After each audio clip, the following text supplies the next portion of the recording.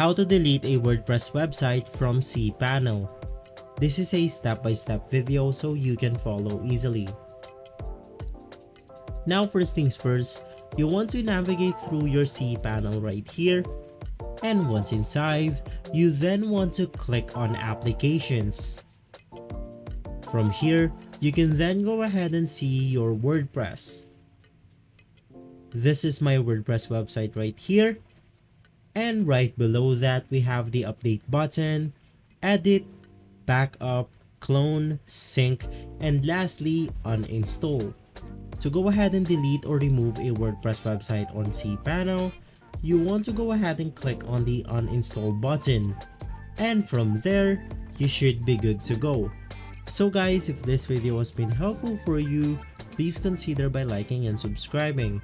I'll make sure to see you again next time, and as always, thank you.